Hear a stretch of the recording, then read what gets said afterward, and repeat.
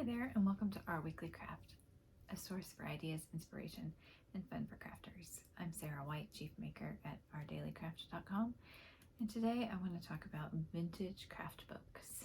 I have a big stack.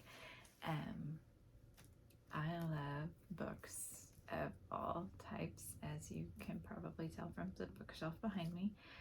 But I think that it's really fun to pick up books about the crafts that we enjoy, and maybe even, not the crafts that we are into right now, but crafts that we might be interested in.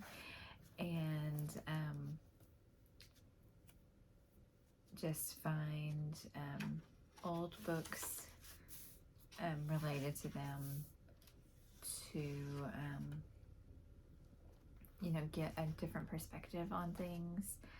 I feel like the older books sometimes, it's not that they don't instruct, but it's like a different approach, because I feel like a lot of them sort of trust the crafter to be able to understand things, or to figure things out on their own a little bit more sometimes than current instructions do. And that's not always true, but it does feel like a different approach. And it's fun because you see, like, this is America's Knitting Book by, I've forgotten her name,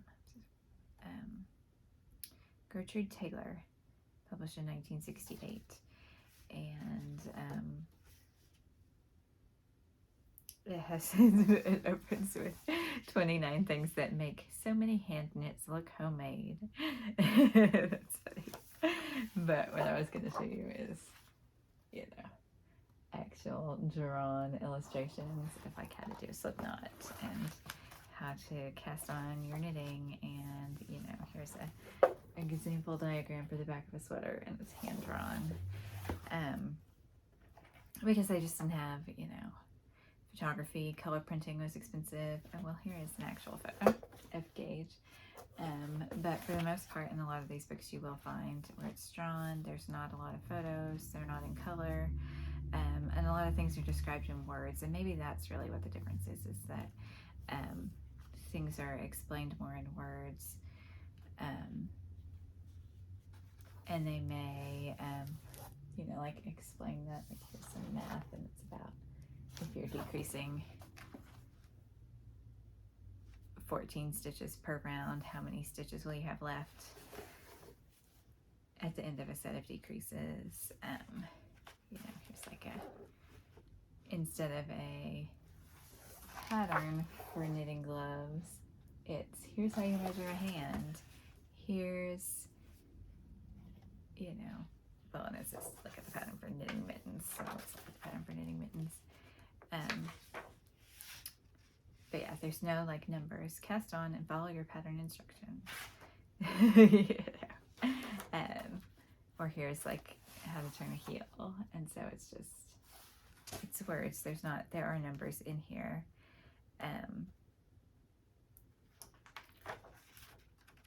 But it's more like explaining the method of how you would do something than exactly how to do it, often with numbers, or it counts on you to be able to understand the concepts and to figure out what you need, how many stitches you need for your personal whatever you're wanting to make. This one is great too.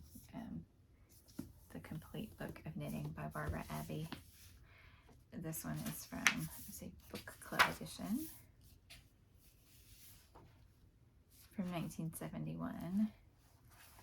And this one has little tiny pictures, but teensy diagrams.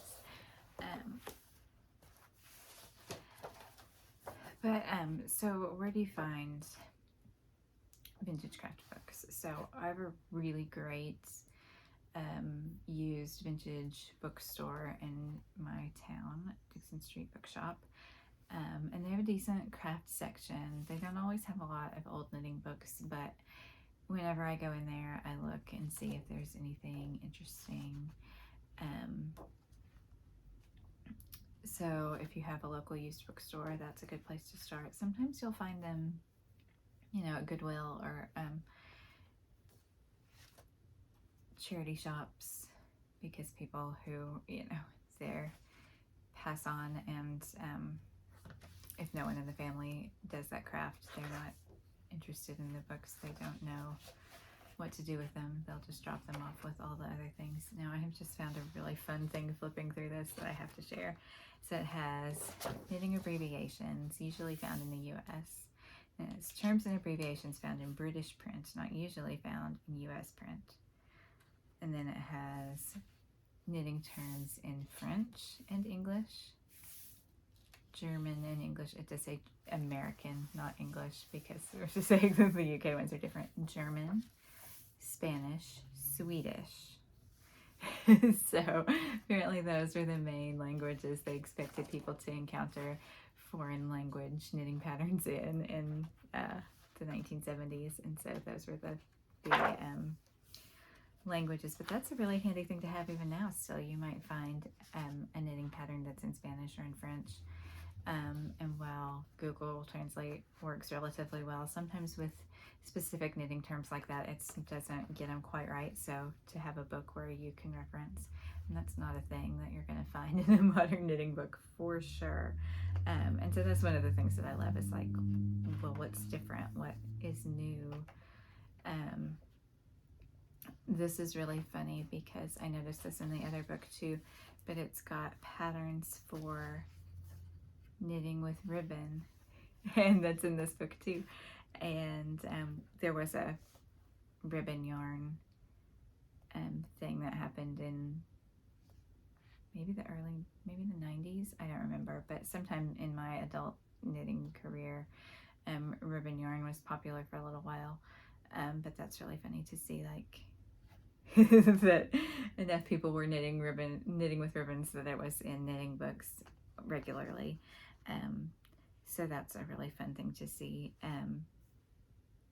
The fads, and because there are, we think of knitting and crochet and sewing and things as being like the techniques are the same and have always been the same, right? But what's popular has changed through the years, and what would have been considered worth putting in a book has changed through the years.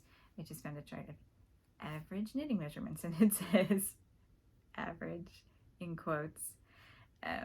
The women's chart goes up to a size 42 bust, and the men's to a 46. So that tells you something about the size of people and what was considered average and normal at that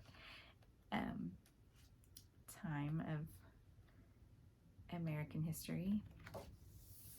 But anyway, so if you have a good used bookstore, a good charity shop with a good craft section, and that may be a thing if you have to ask around in your local crafting communities, who knows which stores have the best, because I feel like some, really do stock that stuff and they know what they have and they keep it organized and things, and some do not. So it's helpful to know where is a good place to go, if you're looking for yarn or fabric or whatever too, but also for books.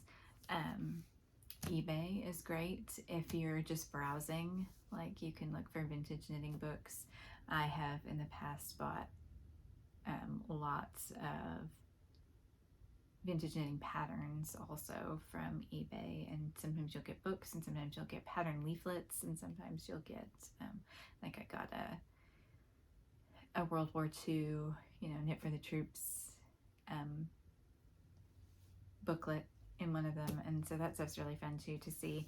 And in these books, sometimes you'll find actual patterns and sometimes it's just techniques, but looking at old patterns is really interesting because both of the style of writing and how much more detailed patterns seem to be these days, and just like what they were knitting and the kind of yarns they were using, and because a lot of the stuff was like really, really fine gauge back then.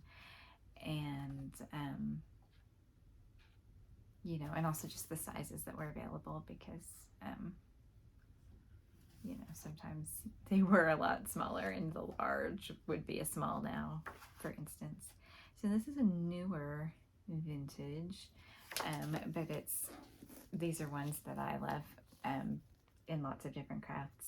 The old Reader's Digest, and I also have, which I'll show you this one in a minute, but this one's a Better Homes and Gardens.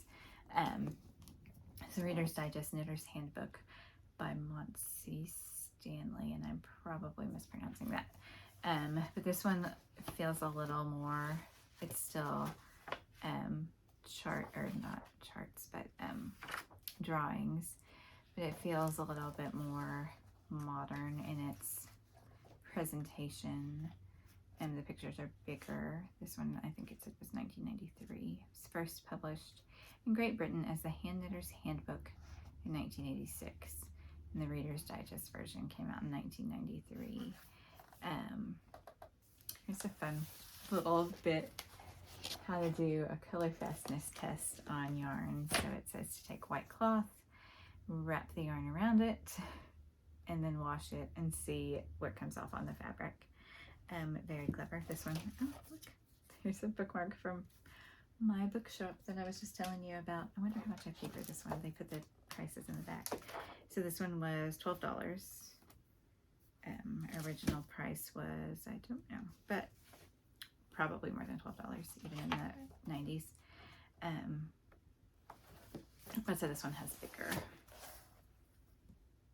which these kind of drawings you might still see in knitting books, but you know, and it's interesting to look at again, like what kind of techniques here I'm seeing. This is a section on short rows, and so it's talking about different ways to use short rows. So you can make them horizontal darts, mitered corners, vertical gathers, ruffles, curves, medallions, spheres, cylinders. You know, and so that's sometimes just flipping through, you know, even stuff you think you know. You might be like, oh, I never would have thought to do ruching in knitting, or you know, I've never done that particular stitch pattern and it looks really cool, or you know, whatever. You might see smocking, or like filet knitting, which I've heard of filet crochet, talking about. Well, okay, so there's not really a filet knitting, but it's a weird thing that there's a reference to that, even though it's not a thing. Reg stitch. There is such a thing as a reg stitch. And it talks about, you know, Tunisian knitting, which is a different technique here than Tunisian crochet, which is interesting. You know, and different colorwork techniques, beading. Beading's not a thing you see all that often in books these days. Tips for blocking. Oh, this is cute. So, using cups and bowls and things to help block. You know, and so that's the thing. If you're looking through and you might just see some techniques or some different ideas for things that you might not have thought about.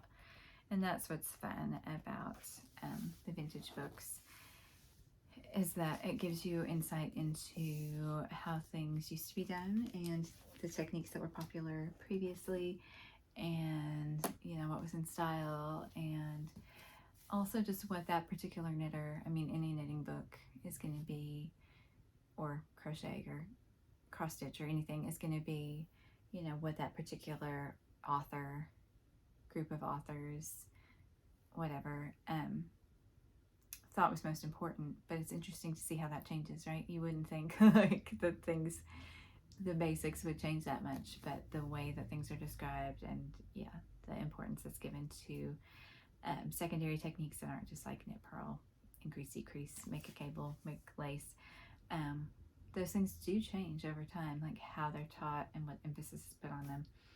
And so I find that really interesting, and that's a fun thing for me looking at vintage things.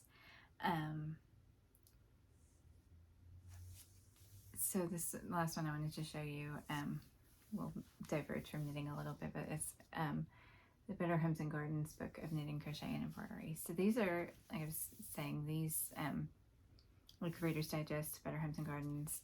I'm sure there are others that did books, these big compendium books that have lots of different techniques and project ideas, and I'm not sure, I was looking to see, I think someone gave me this one, and so that's a thing too, if you're like, I'm on the lookout for, or if you have elderly relatives who are crafters, be like, can I raid your bookshelf if you're not using, you know, it's a good way to get different books like this. So this one is fun. I'm gonna skip the knitting section and look at some of the crochet, just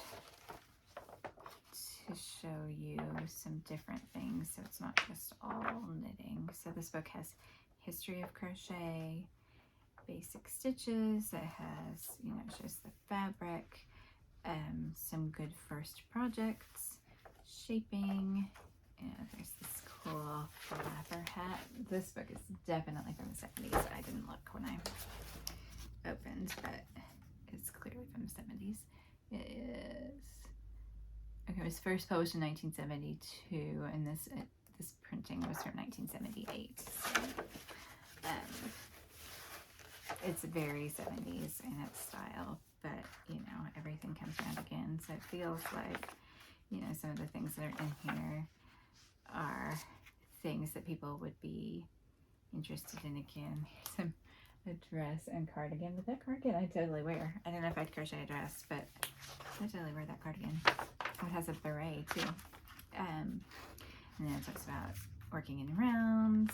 Of course, there are granny squares. There's a, I mean, come on, like this granny square vest. Like, people would totally wear that now. That's like the big thing right now is granny square, I mean, it's cardigans mostly, but in these bags, people have them. We're still making the granny square bags. I've been seeing that so much lately. Here's some cool crochet curtains, you know, and maybe you wouldn't exactly make this, but you might go, oh, I never would have thought to crochet a curtain, but that's cool, you know. There's different colorwork techniques in here, patchwork, freeform crochet, which is fun, there's filet, butterfly top. I feel like that could totally be one today. No one would know that was a pattern from the 70s.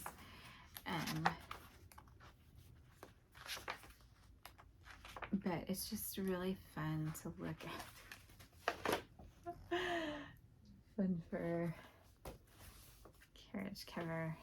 I don't think that, maybe it is a fur yarn. It doesn't look like, but again, things always coming back. The fun fur. It's not super popular right now, but that definitely was a thing when I first started knitting again in the mid-90s. And so there's like Irish crochet, all sorts of fun stuff. Crocheting on red canvas, embroidering on crochet, crochet trimmings, braids with ribbon, decorative fringe, and then I'm going to show you a little bit of the embroidery section because I've used some of this in, and so this page is talking about how to use embroidery hoops, but look at that gorgeous flower pillow. Like, I would totally make that, right? But it's got like really good information on like how to design transfers, so you can draw your own designs, you know, or use the designs. This book has, it has its own like sets of motifs that you can do. This I loved. It's got where it's talking about doing chain stitches, and it just shows these. I mean, they're very 70s, but it gives you ideas. So it's like, oh, that'd be fun to like chain stitch a pillow, or you know, it'll almost be like punch needle, but with crochet. And so it goes through all the different techniques, and it shows, you know, different ways to use, you know, the peasant shirt.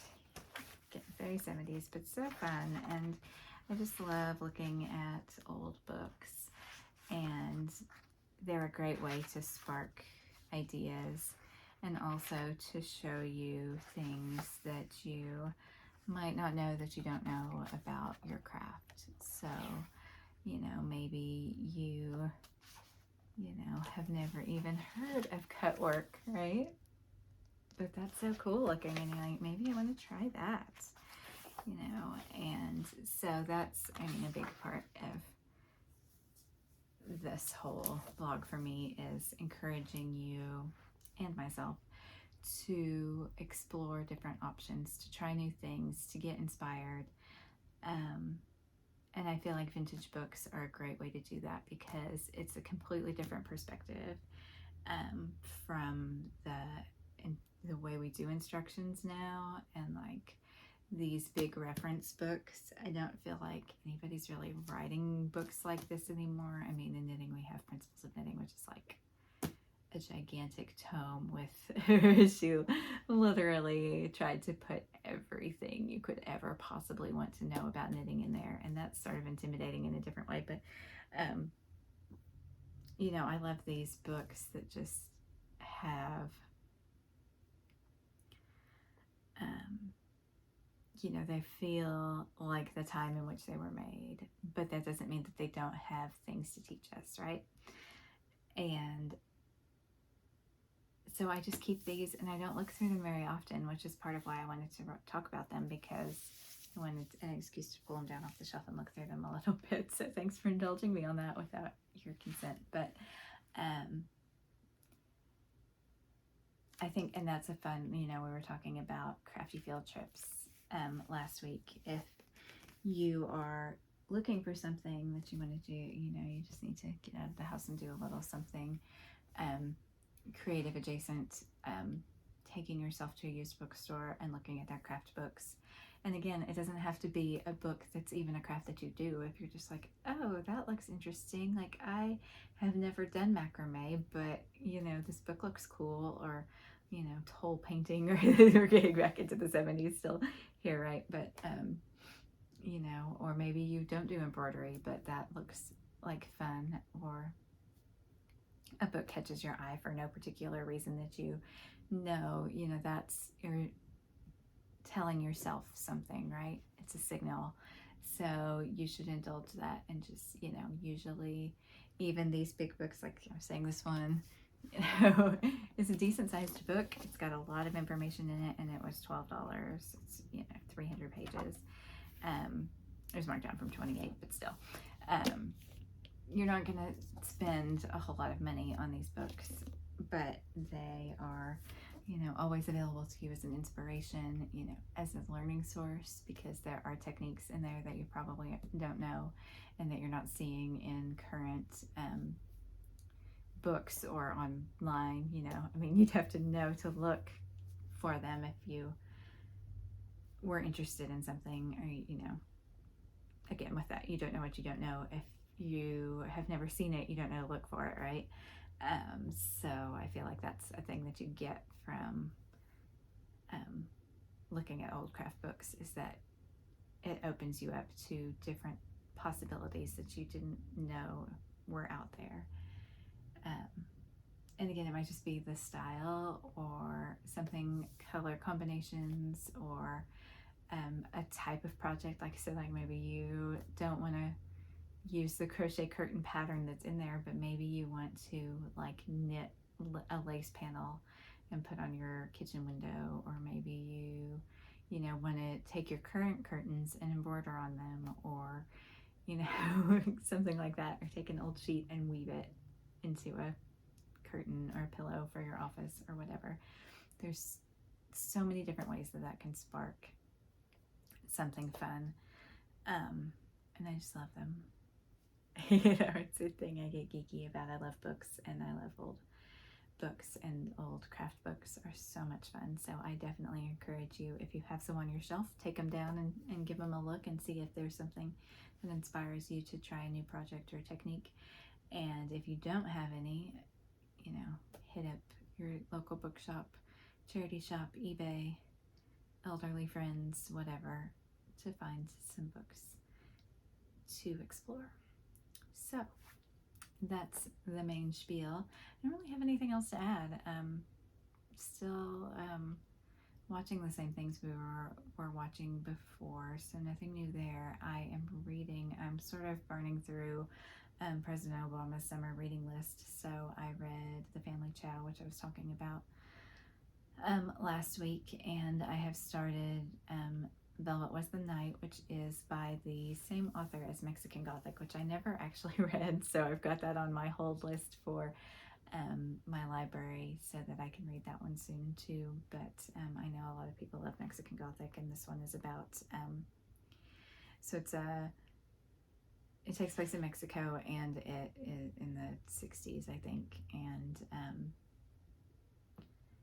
you know, it's about like young revolutionaries and the sort of government forces that are trying to put down the rebellions and protests and things of the students and young people who are into revolution, and sort of the neighbor of a woman who's on the rebellious side sort of gets sucked into, like, she goes missing, and the neighbor is feeding her cat and ends up embroiled in this, or involved in this hunt for the woman, and getting, you know, the secret police is talking to her, and these other people are tailing her, and it's, you know, it sounds funny, but it's not, I don't know, it's really funny, but it's interesting, and I'm enjoying that one so far. So yeah, that's, if you do find, or if you already have, maybe you are into vintage craft books too, I would love to hear about your favorites if you have some. I'm sure that I've got more on the shelf there, but that was just like, I was like, oh, I want to talk vintage books, and I pulled a few off my shelf there, but I haven't actually gone shopping for any in a while. But it is fun to kind of just go on eBay and search and see what's there, and buy some things, because that's often really cheap too, and you know, or Amazon, I suppose, would also potentially have some of the older books, but there again, you know, it's harder to just browse Amazon old, you know, for vintage stuff. eBay's a little easier because you can put in a vague search term and it'll show you a variety of things. And, you know, nothing beats physical shopping for that kind of thing, if you're able to do that right now.